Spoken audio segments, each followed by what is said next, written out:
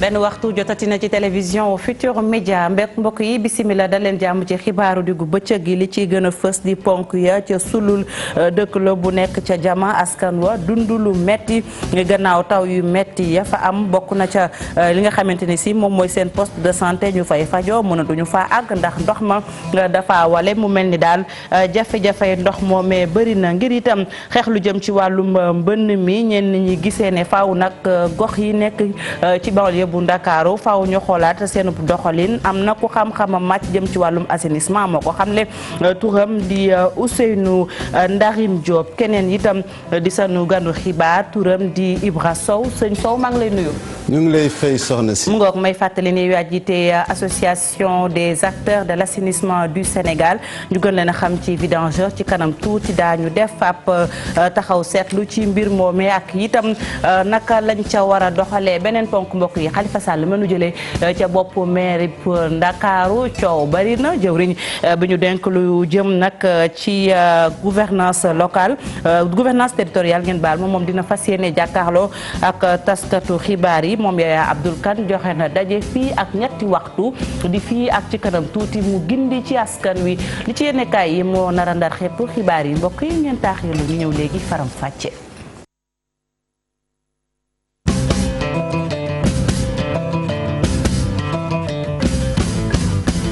rafetlooti seen ànd ak seen kóolute ci télévision Futurs Médias xibaaru diggu bëccëg gi mbokk yi nanu ko junjee la ñu koy doore dëkk bu ñu naan sulul nekk ca commune bu Jama ca diwaanu Ndar Géej askan wa doon dund lu metti ndax xam ngeen ne taw ya na mu fa wàccee indi na fa mbënn lu jëm ca sax bërëb ba ñuy fajoo mën a suñu faa àgg ndax ndox ma moo leen sonal Ousseynou Diop ak Habib Seck defal nañ ci gëstu. bii di sulul nekk ci commune bu Jama askan wi ak taw yu takkarnaase yi nga xamante ni am na ci diwaan bile tax na dem ba dikk bi taggatémbe yoon yi baaxul tax itam askan wi di ñaan ñu daal leen cey jàppale. ndax dëkk bi dafa nekk dëkk ba nga xamante ne dafa enclavé bu tawee dootuñu dem Ross Béthio dootuñu mën dem fenn oto du fi ñëw dara du fi ñëw bu xasee ba taw rek pare na te ñun lu ñu lekk Ross Béthio lay jóge lu ñuy jaay Ross Béthio lañ koy jaay kenn du amati fu mu dem. leneen loo xamante ni bokk na ci seen i jafe-jafe yi bokk ci dëkk bile ngir nga génn fii ay jafe-jafe ngay am dëkk bi fépp nag dafa taa ngir nga dem sax ci poste de santé bi nga xamante ni benn ak néeg dong la ay jafe-jafe ngay am askan wi di ci ñaan wàllu. mënuñu fa dem moom kay ku nekk di bu tawee rek ku nekk di nga yem ci sa buntu kër demoo fenn mënoo too génn sa saret dootul génn sa tànk xanaa di nga yëkkati sa tubéy nga xuus wasalaam man lii. case de santé ñun jigéen ñi amuñ case de santé ba nga xam ne nit mën na feebar wala mat dab la si guddi ba nga génn fa nekku fi case de santé bi fi nekkoon baaxatul lab na douche mi ngi nii dafa daanu dara la nga xamante ne jigéen ñi tey man ku nekk sa kër ngay accoucher wala mu nekk bëccëg ñu teg la sa saret di xuus ak yow ndox di puus ba ñu àggale la mundoom wala ñu àggale la Ross Béthio. beneen jafe-jafe buy askan bi di dund jëm ci wàllu courant bi ñu ni fii poto yi ba mu fi ñëwee yàgg na lool waaye nag benn lampe tàkku fi. courant bi nga xamante ne dëkk yëpp seen courant tàkk na te ñu am ci président Macky Sall yaakaar bu rëy ni dana taal sunu courant bi tàkkul tey ku fi jaar ne ay naxante ngeen am amu leen courant lu ñu metti la ñun nag da nga xamante parti APR lañu du ñu yàq du ñu toj oto du ñu taal pono du ñu def dara lu ñaaw. sulul askan wi fii taw yi nga xamante ni takkarnaase na lool daal di wàcc ci dëkk bi tax na ñu am ay jafe-jafe ñu ni ay at a ngi nii la ñuy dundee tax ñuy taalal loxo nguur gi ngir mu mën leen jàppale. Ousseynou Diop mu nekkoon askanu sulul ñoom ñi loru ci taw yi ak itam jafe-jafe yam leen jural ñeneen itam ñu mbir mi jural ay jafe-jafe di liggéeykat yi nekk ca village artisanal bu Soumbédioune ñoom it bu taw bi tàmbalee wala sax bu nu sooboo ci nawet liggéey ba dañu koy dakkalandi dafa am lu mu leen cay yàqal du ñu ca sori Mbose Seck ak Jafara ba defal nañu ci gëstu. fii ci village artisanal bu Soumbédioune taw mi ak naaj biy dugg yenn saay tax na ba seen liggéey di yeex. am naa lu muy liggéey mais aw ma fu ma ko weer damay profité bu naaj bi génnee tuuti sax ma laal tuuti xiin bi ñëw ma bàyyiwaat wala mu taw ma jëlaat bagage yi denc waaw ñun jafe-jafe boobu la ñu am ci nawet. tokk ndox bi gën a ndaw mën na leen indil yeneen jafe-jafe. ndox bi su ko laalee wax dëgg yàlla c'est une perte de temps parce que ngay obligé waat wàcce waat bagage yi yëpp mun nga def 2 ou 3 jours yoo xam ne ci loolu ngay liggéey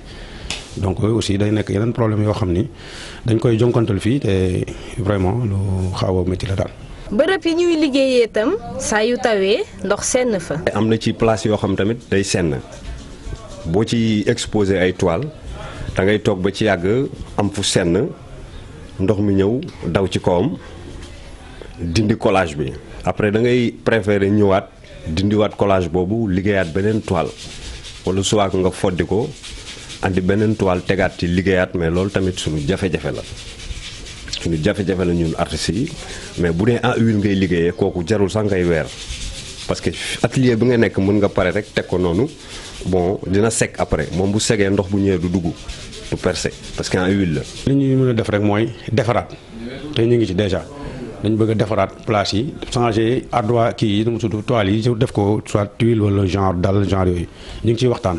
parce que loolu une fois mu am rek je pense que loolu yëpp dina day jeex te gars yi ñu ngi ci daal. taw bi su yegsee rek ñu jaaxle waaye terewul artistes yi di gën a mën créer. aywa Mbose Seck ñu des ba tey ci nawet bi ak mbënn meeg jafe-jafe ya muy jural xam ngeen ne itam fu ci mel ni banlieue bu Dakar yoon ci ay gox yi dañuy am jafe-jafe Ousseynou Ndaxim Diop gis-gisam mooy gox yi nga xam ne dañu ko samp ci anam ya jaaduwul faaw nag ñu xoolaat nekkin bi Salif Sow ak Asmali Diop ñoo ko seeti woon ñu teewlu gëstu bi. ngir ñu mën a am système d'assainissement bu baax maanaam bu tawee ndox mi dem bañ a taa faw dëkkin wi tegu ci yoon te Sénégal bu ñu seetloo askan wi ñu ëpp sa ñoom fa ñu dëkkee amul li nga xamante ni moom mooy assainissement loolu ki nga xamante ni xam-xamam daa màcc jëm ci wàllu woowa moo ko nakarlu. am Pikine Guédiawaye dafa nekk zone boo xam ne semi urbanisé la urbanisé yuñ ko totalement loolu tamit da si am ay facteurs yoo xam ne day téye ndox mi au privé bi nan lañ def ba mu dem loolu mooy solution bi mais du ay pompe ay moto pompe bi 1 million mën nga ko indi mais boo indee moto pompe ndox mi fan lay dem. ci banlieue bu Ndakaaru si ngeen gisee affaire bi gën fee compliqué daa fekk ne gaañ yi dañ fay def ay tare yu bëree bëri te utul lañ leen ay canal. Pikine bu doon taw mosuñu am inondation parce que suuf si mooy naan ndox mi tey boo talee lan mooy naanati ndox mi. mais day indi inondation parce que amuñu ndox mi lu koy yóbbu nañ waxante dëgg population bi tali buy gaañ nit nañ ko bàyyi. tali yi nga xamante ni sax dina jot am ay canal it faw ñu am li ñuy woowee égout kon bu tawee ndox mi mën faa aw jàll ci dëkk yi nga xamante ni ñoom ñoo uuf Ndakaaru la ci teg. buy taw rek dañoo war a am des piquets des gens yoo xam ne ñooy gunge ndox mi mooy yenn égout yi bu amee obstacle yuy téye ñu ubbi ko wala yenn ubbi égout yoo xam ne yu mag la dañ ko war a ubbi baliser ko ba nga xam ne ndox mi day ñëw doole bi ndox mi di ñëw di doole du égout bi dina bàyyi inondation bi. bu weesoo ndoxu taw yële am na beneen ndox boo xamante ni moo nekk ci dëkk bi indi fi coow ak jafe-jafe mooy ndoxu duus yi loolu beneen problème la ndaxte jëlee mbalit yi muy ndoxu duus yeeg yeneen xeetu bagage yu génnee ci kër yi problème la ci suñu dëkk yi. ndox mi dafa chargé ay papier ay couche ay plastique mooy muur caméra bi ba nga xam ne doo gis dara te on a investi des millions pour am loolu ndox mu gën a chargé fii mooy ndoxu Sénégal mais boo ñëwee nga dem si fosse di ko ŋàcc da ngay jooy lu ne ngay fekk si foosu gaay yi. tëjee daan képp doyut ñi nga xamante ni ñoom ñoo juum faw askan wi yëpp xam ne mbir mi yëfu ku ne la te ku ne da ci war a dugal loxoom ngir mu dox la daanelee moom. Salif Sow ñu sant la gërëm la des ba tey ci ponk boobu la ak sunu ganu xibaar duñ ko waxee woon ci ponk yi Ibra Sow mu jiite association des acteurs de l'assainissement du Sénégal sëñ Sow ñu ngi lay nuyu di rafetlu sa teewaay. fa tabarakallahu ñu ngi lay fay soxna si. di la sant di la gërëm ci woote bi nga ñu woo. mu ngoog gis nañ sànq élément bi jafe-jafe yi nga xam ne fi mu ne nii askan wi ñu ngi koy jànkoonteel rawatina yenn ci gox gi bi nga seetaanee élément ban commentaire nga ciy def. fa tabarakallahu dafa mel ni Sénégal dañu xaw a yàkkamti tuuti itam. dañu bëgg mu taw léegi mu ŋeer léegi. te fekk bu tawee dafa am ay yoon yoo xam ne fa la woon ndox mi war a jaar. pour mën a egg fa mu war a egg. ak ci yoon yi. yoon yooyu nag moom la ñuy wax le drainage. maanaam ONAS am na ca ville yi. am nañ ci ak AGEROUTE maanaam. société bi yor wàllu tali yi bi yor wàllu tali yi dafay defar ay canalisation ci booru tali yi pour ndox mi bañ a toog ci kaw tali yi kooku li ko tax a jóg moom mooy préserver ay taleem dafay def xaalis bu bari nag pour entretenir yoon yooyu ndox mi war a jaar ñu koy wax le curage ONAS itam ci yenn gox-goxaan yu bari moom la def ay réseau eau pluviale la ko tuddee muy ay canal yu mag muy ay canal yu yemamaay ak ay yoon yoo xam ni itam ay yoonu égout la ak ay yoonu drainage des eaux pluviales. yooyu itam bu fa ndox ma jaaree am na fu mu war a dem ci ay pompe ñu pompe mu jëm géej wala ñu pompe mu dem ci dex wala ñu pompe mu dem ci bassin de rétention. am na ay bassin yoo xam ni itam dafa ko def ci banlieue bi. ay lu mat ñeent wala juróomi bassin yoo xam ni ay fu ndox mi war a ñëw la. dajaloo fa dem ci pompe ko mu dem ci bassin ak bassin. ba egg géej. d'accord mais dañoo gis ne sëñ Ibra Sow ndox mi ci boppam léeg-léeg ni ñu ko waxee askan bi dinañ yàkkamti mais am na loo xam ne léeg-léeg ay fan dafay toog. wala mu dem sax bu mu yàgg mu dëkk lan mooy waral ndox bi du jàll. dafa am ndox mi dafa rax wala askan bi dañ ci sotti yu ci bokkul nan la demee. yooyu yëpp ngi ci am na ñoo xam ne buy taw dañ ci profité nga ci seen foos sotti. am na itam facteur bi nga wax ñi nga xam ne dañuy jël ay xar wala ñu jël lu dee lu ne ñu sànni. ndox mi yóbbaale ko bu ñëwee ba buntu fi mu war a jaar pour dem. mu fattu fa. bu ko defee fokk nga débouché ko mu soog a dem. beneen bi ci des moom mooy am na yoo xam ni jumtuwaay yooyu amu fa. dañ fa daan def ay sapeur pompier ñuy pomper muy jëm ci booru jumtuwaay wala muy dem ci booru géej wala ñu jël ay camion vidange yi ñu dem fa ci gox-goxaan yi nga xam ne jumtuwaay yooyu amu fa camion vidange yi vidé yóbbu ca géej wala ñu yóbbu ca canalisation bi nga xam ne mooy yóbbu mu jëm géej. d'accord waaw nag ne fekk nag mu doon ndoxum taw. ndoxum taw waaw pas ndoxum foos. mbaa ndoxum foos yéen seen taxawaay seen association bi kuréel gi ci lan nan ngeen di taxawee ci mbir mi. maanaam sunu association bi. vidangeurs yi la. ak yenn acteurs assainissement nañu boole dajaloo ne nañu. boole sunu doole mu doon benn pour ñu mën a jëmale assainissement bi kanam. ñu mën a xeex itam lépp loo xam ne lu yàq la. naka la ñuy xeexee li yàq. kay maanaam bu fekkee ne am na yoo xam ne wax nañ ko te du dëgg. ñu ñëw taxaw ne lii du dëgg. autorité bi itam mu am benn interlocuteur su soxlaa vidangeurs yi mu am ne vidangeurs yaa ngi nii. am nañ association am nañ mbooloo dem jàkkaarloog ñoom waxtaan ak ñoom. mu jërno yu bëree bëri waxtaan boobu madame. association boobu itam fexe na ba yu bëree bëri am ci dëkk bi. dëgg fa na yàlla. parce que ñi nga xam ne ñoo yor seen i koppar di ko def ci assainissement bu ñu ñëwee fekk nit ñu organiser wul. duñ ko fa def dañ naan fii buñ ko fa defee yàqu-yàqu lay doon. organisation mooy tax ñu mën a investir. loolu moom mooy tax mu mën a investir mais gis nañu itam sa naataango mi ngi wax lu jëm ci wàllum restructuration des quartiers irréguliers ndax itam jàpp nga ni solution la. en somme solution la mais dana jafe. parce que ñoo xam ne dëkk nañ fu mel ni Wakaam fu mel ni Médina Gounass nga xam ni seen dëkk dafa yàgg. Waqinaan ñooñu pour nga jëlee leen foofu dafay métti. te pour nga defal leen fa ay ouvrage d'assainissement itam dafay métti moo tax bu tawee il faut jafe-jafe am fa. foofu moom pexe am fa. d'accord sa gis-gis en tant que vidangeur ban taxawaay lañ war a am pour lu ni mel ñu soppi ko. ñu seetaat sunu doxalin ak sunu comportement ñu sàmm ouvrage yi. d'accord yii ñi nga xam ni kubéeru égout yi. gaa yi di jël di yóbbu di def yu kenn xamul. dañ koy jël di ko jaay de dégg naa. dañ koy jaay. bu yàggee xar mu dee dugg ci biir bu yàggee xottu pël lu dugg ci biir yooyu yëpp bu demee ba fi ndox mi war a jaar. bu fekkee ni yooyu la fa fekk ndox du dem fenn. du dem su boobaa ndox bu tawee. affaire bi yëpp bouché ñu ne gaa ñi liggéeyu nu fekk. population bi ñoom ñoo fa def lu ci bokkul. ñoom la bu fekkoon ni bàyyi woon nañ ko na mu meloon. kon bu ndox mi ñëwee day jaar yoonam rek dem. très bien looloo ko tax a jóg. très bien ñu ñëw ci beneen ponk muy xibaar bi ñu doon wax fan yi lu jëm ci recyclage wu ndox yi nga xam ne day bàyyeekoo ndoxu douce mën nañ ko wax wala itam ay eau de surface yi nga xamante ne lañ leen a bëggoon a jël pour transformer leen ñu jëmaat ci consommateur bi ñun ñi nga xam ne amaana duñu ay vidangeur amuñu xibaar ci mbir mi loolu naka la demee. fa tabarakallahu jërëjëf soxna si laaj nga ma question bu ma sawar a tontu. dafa di. benn machine bu ñu tuddee omniprocesseur. machine bi États-Unis la jógee Bill Gates moo ne. moom dafa jóg pour xeex feebar. yiy dal doomu aadama yi ci àdduna. surtout poliomyélite. seet nan ni bokk na ci liy gën a yokk feebar yi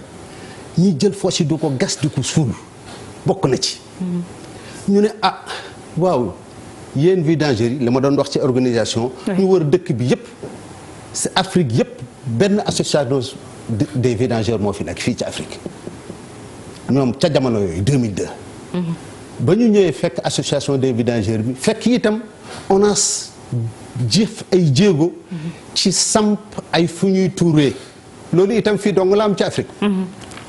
Burkina Faso ñoo ko am bërki de moo jaay waaye fi nga xam ne camions yi bu ñu jëlee foofu la ñuy tuuree Sénégal kese la am ak Burkina Faso te si ñun nañu copier pour def lool mais léegi ñu ne ci yombal pour vidange bi nga xam ne moom la camions yi di def yomb ci population bi faible bi nga xam ne amuñu xaalis pour yombal leen naka nañuy def laaj vidangeurs yi ne yéen nan ngeen di def ba seen coût de vidange wàññeeku pour mën a nekk moins de 15 000 francs loolu moo tax a jóg affaire bi soo demee Cameroun gi ma jógee démb laa fa jóg démb Cameroun gi ma jógee lii laa fa doon jàngale yoon wi ngeen di jaar pour mën a samp association pour mën a defar ba nga xam ni machine bi bu ñëwee ñu mën ko fay def d'accord jàngale naa ko Côte d'Ivoire jàngale naa ko Mali barki Demba Ndiaye te itam gis nga machine bi ñu defee conférence bi nga xam ne moom mooy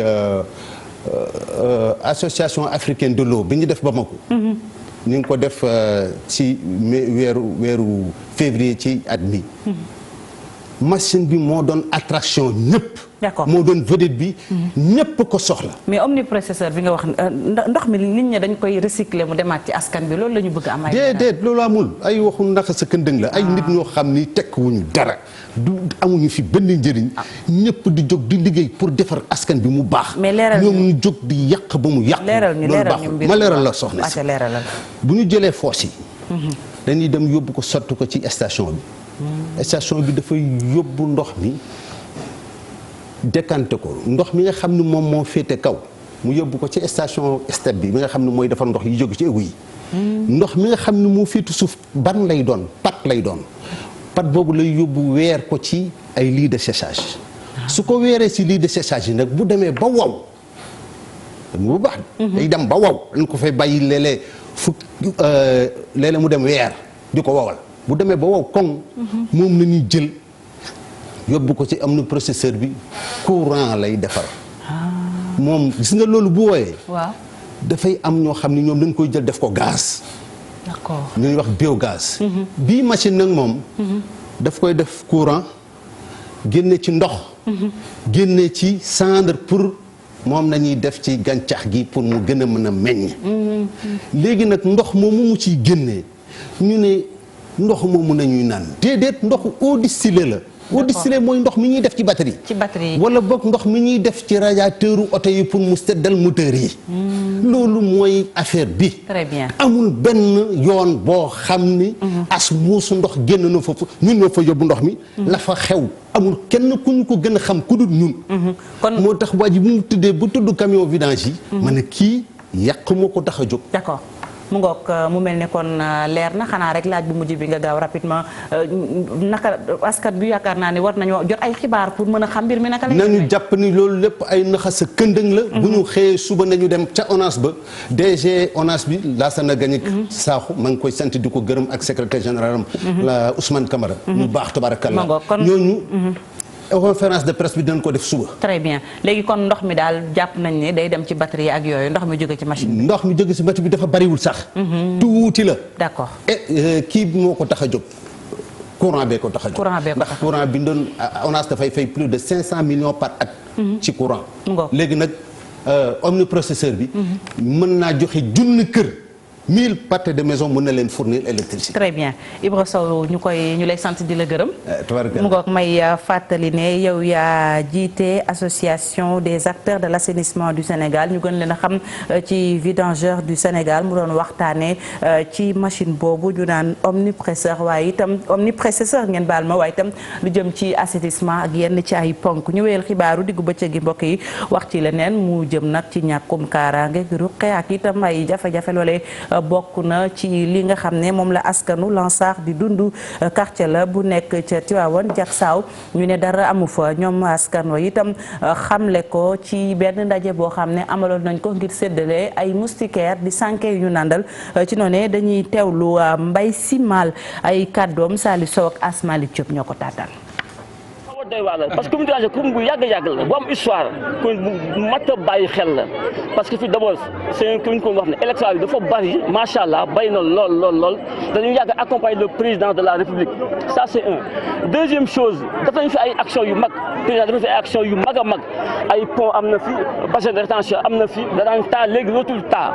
léegi li ñu bëgg nag mooy ñu gën a yokk liggéey boobu gën ko approfondir pour que kat nit ñi gën a nekk à l'aise gën a assainissement bi urbanisation bi gën a rafet lépp gën a rafet pour que kat ñu xam ne kat lépp lu Dakar am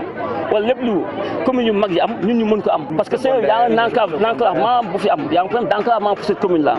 donc su amee ay routes secondaires yu baax comme dañuy am accès directement sur les nationales aussi bien sur le péage comme sur la nationale ce serait que bénéfice pour ñun loolu rek lañ. aywa ñu dem ba ca Kabada ci bët Saalum réew mi foofee nag wax ci benn dëkk bu ñu naan Dator loolu nag ñu ne dafa jege lool ak réew mi di Gambie ba tax na itam ndawi gox boobee sax ne ñu téeméer boo jël juróom-ñaar fukk ya amuñu carte nationale d'identité bu Sénégal ay kayit yu Gambie la ñu am du suñuy kàddu ñoom ña fa dëkk ñoo ko xamle ñu ne jafe-jafe ya ñuy dund bari na ci ndaje mu ñu defoon def ci taxaw seetlu ci seeni jafe-jafe lañ ko xamale ci teewaayu Bakary Konté ak Khali Diamé. gox bi nag ñu ngi koy woowee Dator Kabada moom nag fu mu nekk nii mu ngi am ay jafe-jafe yu tar Dator Kabada mu ngi am frontière ak Gambie population ñi ne 70% ci ndaw yi kenn amu ci carte biométrique CEDEAO. problème carte d'identité nationale ñun ñu fi nekk mën naa ne 70% yi amuñu carte d'identité am na aussi 30% yi nga xamante ne amuñu mën naa ne ay extrait de naissance te loolu tamit ay problème la te li koy indi bokk na ci manque d'hôpitaux yi parce que nit ki normalement boo demee maanaam ku jigéen ki bu demee ba war a wasin xam nga boo wasinee dañ koy bindal maanaam kayit bi nga xamante ne boobu lay demee déposé yi pour mu mën a am extrait de naissance loolu nag su fekkente ne amul hôpital bi nga xamante ne mën nga faa dem foog nga dem ba Gambie duñ la bindal kayit bi nga xamante ne boobu ngay yóbbu fële fii ci Sénégal pour nga mën a am extrait. amuñu hôpital ba tax na population yi di dem faju ci Gambie. amuñu hôpital koo gis su feebaree li ci gën a bari dañuy dem Gambie. te loolu yëpp ñàkk hôpital bi moo ko def. bu ñu waxee ne Sénégal am na ñuy wasin ba léegi ci saret wala ñu ñuy jël di yóbbu Gambie parce que amul oto buy mën a ñëw jël ci nit ñi génnee leen dañuy wasin ci saret wala yóbbu leen Gambie pour ñu faju ji. loolu moo gën a moo fi gën a bari tey. yoon yi dara baaxu ci. même PUDC bi am na loo xam ne ñun sentiruñ ko suñ bopp ci biir am na benn yoon bu ñu jël indi ko ba Buduk rang-rang bu jógee Bunkiling ak bi nga xam ne jógee na Carrefour mu ngi yem Buduk te am na ay yeneen villages yi gën a bari. jotuñu rang-rang bi. ñoom ñëpp nekk ay béykat yi ñu ngi ñaawlu. problème jiw bi man dama bëgg état bi lépp lu nga xamante ne war na ko mun a def na gën a fekke ba nga xamante ne subventionné bu muy def dana mat sik béykat yi gis ci seen bopp surtout ci côté wàllu affaire machine chinoise yi matériels yi daa manqué trop. mouvement citoyen le réveil du Dator projection vers l'avenir di ne dañu bëgg ñi daal di créer ay école ci village yoo xamante ne ñi ngi am frontière ak Gambie wante tamit ñi daal di élargir électricité bi ba ci gox bi defar leen tamit extension réseau hydraulique bi. Bakary Konté ñu lay sant di la gërëm ñu wax ci jëwriñ bi ñu dénk wàllum gouvernance territoriale di tase ak taskatu xibaar yi moom Yaya Abdoul Kane ñu ngi koy xaar fii ak ñetti waxtu ci bëccëg mu fas yéene bokk na ca lañu koy xaar dàq gi nga xam ne président Macky Sall dàq na ko Khalifa Sall ndax dafa jëlub dogal muy ab décret ñu fësal mu jëlee Khalifa Sall ci boppu maire ab Ndakaaru yegg si dañu ci ponk bu mujj bu xibaar yi li ci yéenekaay yi la ak Mamadou Mouhamed Ndiaye. ngeen jëf Khalifa Sall ma ñu tëbalee ca mairie bu Ndakaaru ba tax ay farandom di tëb di dal yéenekaay yu bari xëy nañu ci dal yëral xët mu njëkku la quotidien coow laa ngi ne ci cobbay ci gis-gisu journal bi maire bu Dalifort di Idrissa Diallo bokk ci jege ñaale Khalifa Sall yi ci RFM radio Futur Média émission Grand Jury fa la waxee keroog ne li ñuy ñaan kii di Ousmane Tanor Dieng moo di mbirum Khalifa Ababacar Sall mu noppi ci bañ cee waxati te am ci xippee xol ne lu mu ci wax rek xol bu jeex lay jur mooy dëmu ray la bu nuppi jaale la ne Khalifa Sall coono bi mu nekkee Ousmane Tanor Dieng ko sooke Idrissa Diallo ne jël seenu këyit def seenu décret wàccee Khalifa Sall nañu xam ne defuñu ko Khalifa askanu Ndakaaru gi tànnoon Khalifa Sall def ko meerum Ndakaaru la ñu ko def li ñu ko def moom Khalifa Sall mu di révé ko wàcce ko ca boppu mairie bu Ndakaaru ku ñu ko fi mas a def di Mbaye Ndiaye ni ñu ci Le Quotidien ñii tëb di dal ak a wax rawatina waa société civile gi ana fan la ñu nekkoon ba ñu ma koy def ne ba may doon maire bu Parcelles Assainies Abdoulaye Wade moo xëyoon xëy defub décret wàccee ma te defuma ko woon dara ministre de la justice garde des sceaux di Ismaïla Madior Fall ne ñu ci Soleil national bari na ñuy wax ci wàcce gi ñuy wàccee Khalifa Sall naan jaaduwul ñooñee ñi ngi ci ak njumte gu rëy li président Macky Sall def ci article 135 ak 140 bu code général des collectivités territoriales ci la nekk ministre de la justice gi ne ñu ci ñeenti président yi mas a jiite Sénégal Macky Sall rek moo ci musta révoqué ab maire ba mu yóbbu fenn ab délégation spéciale di ko fa teg te ci mbirum Khalifa Sall mi Macky Sall bu ko neexoon mu révoqué ko bu yàgg ndax am na ñeenti yoon opportunité def ko moo ko bàyyi woon ci biir professeur Abdoulaye Dièye di jàngalekat ca faculté droit université Cheikh Anta Diop bu Ndakaaru ne waa l'Observateur président de la République am na droit révoqué ab maire wala ab conseiller municipal waaye mbirum Khalifa Sall mi li ci ñuul moo di moom mi ñu wàccee ba léegi noppeegul moo ngi seet ci yoon ay pexe yu mën a setale ab deram enquête dina kaay nañu Seydou Gueye ministre porte-parole du gouvernement dàq na ci àll ba li ñu naan mbiri Khalifa Sall yi dañ koo taf-tafee patam-patamee ko ngir wàccee ko nee na loolu amu ci lépp ci yoon la tegee Hélène Tine ne ñu ci la Sénégal ginnaaw fexe nañu ba nangoo maire bu Ndakaaru ci Khalifa Sall léegi li ñu ci bëgg a teg moo di tekki ndombal tànk député li mu amee Hélène Tine tegal ñu ci ne président Macky Sall moo fi doon wax bu yàggul naan nañu jox magistrat yi ci réew mi cër loolee mu doon woote bu doon dëggale ci moom dana bàyyi ba Cour suprême wax ci recours Khalifa Sall bi bu noppi lu muy dogal soog ko dogal la Sénégal indil ñu maire yi ñu mës a wàccee révoqué leen ci réew mi Maurice Gueye ma ne woon maire bu Tëngéej ci la ñu njëkk a révoqué atum 1929 Khalifa Ababacar Sall la ñu mujjee révoqué 2018 la ci diggante bi nag ñoom Lamine Diack ñoom Daouda Faye Vava ñoom Mbaye Ndiaye ba ci Moussa Ndoye ca Mbour ñoom ñëpp bukki bi màtt Khalifa Sall mas na leen a màtt yéenekaay bi nañu te liste bi jeexul nag gudd la def Walf Fadjri nañu nguur gi fexeel ay wujjëm ci wàllu politique awagul yoon a teggi tànkam ginnaaw Aïda Mbodj ginnaaw Ousmane Sonko ginnaaw Khalifa Sall kan mooy topp ci muut ba sànku ji Vox Populi nañu ñaari nit a ngi yoo xam ne ñi ci nguur gi ñoo ngi ci seeni tànk mu di Ousmane Sonko bu Pastef ak Bougane Gueye Dany borom gëm sa bopp Les Échos nañu Serigne Moustapha Sy responsable moral daayira Moustarchidine wal Moustarchidaty sànni na doj rëy ñi fare ci nguur gi ci ziyaara ba mu doon amal keroog àjjuma ca Yoff fa la waxee ne li tax ñi jiite réew mi dëkkee def ci réew mi lu leen neex dëkkee ay tojoki tooxi doona te askan wi kenn du leen dégg ñu wax ci ñëpp ne nemmu ne xarum yar li ko waral moo di askan wi li ñu nekkee dañ koo tayul sëriñ bi nañu def la te yëf yi ñoo ngi ko def ci ndox mi ñuy jëfandikoo ci réew mi ca Lac de Guiers la ñu ko def ku ci naanul sangu nga ci ñun nag xam nañu nan la ñuy def ba gësam leen xam nan la ñuy def ba yëngal leen dañuy xaar rek lu jot yomb sëriñ Moustapha Sy ne la xewoon keroog ci assemblée nationale fukki fan ak juróom-ñeent ci weeru avril bés bi ñu doon woote loi bi jëmoon ci wàllu parrainage bi lu ni mel war a tuta xew ci assemblée nationale bu dee loolu rek la nañu tëj assemblée ñu tijji la tribune mi ñu xëy xamal ne Macky Sall ubbi na guerre ba ca mairie bu Ndakaaru jëm ci ana kan mooy wutu Khalifa Ababacar Sall doon monsieur le maire wala madame la maire la tribune nañu guerre ba fa am Macky Sall moo ko ubbi Boubacar Camara bokk ci candidat présidentiel yi 2019 yi mel ne ku naan ñu ci xët mu njëkk Sud Quotidien Macky Sall li mu ubbi ci réew mi ab guerre ci gën a tuuti mi ngi jëmbat ci réew mi loo xam ne bés bu fi sottee musiba lay jur maître Aladji Diouf ne ci Vox Populi boo jëlee am réew jox ko ay nilaar ay naxa-naxa yu xamul dara ne leen jiite leen réew moomee ci musiba la jëm maître El Hadji Moustapha Diouf nañu fat nañu démocratie Sénégal ak seen loi bi jëm ci wàllu parrainage nguur gi fi nekk tooke la ci askan wi ndax maa tey la ñuy def Aladji Diouf ne gars yi dof nañu départ volontaire bu amoon ci ay sëy ñu bari dinañu bindu ci ubbi l'Observateur ci biir néegi sëy li yéenekaay bi xëy tey def ci reportage bu yaatu waaye dencante yi mu di jëkkër ak jabar bokk benn néeg bokk benn lal te ku nekk di moytu sa morom léeg-léeg ku góor ki mooy daw ku jigéen ki wala ku jigéen ki di daw ku góor ki journal bi ci loolu la xëy Rokhaya Fall di kenn kuy dund lu ni mel ne waa l'Observateur sama jëkkër daf may daw ne kuy daw feebar keneen kuy dund lu ni mel ba wax ceeg waa l'Observateur moo di waa jii di Abdoulaye Diouf mi ngi toll ci ñeent fukki at nee na léeg-léeg dafay jooy xëccit ndax bu jëlee loxom teg ko jabar ji saaga ko Serigne Mor Mbaye di psychologue ne waa yéenekaay bi lu ni mel dana tax nit di tàggoo ak sagom Oustaz Tayib Socé ne ñu it bokk na ci liy indi njaaloo ak mooy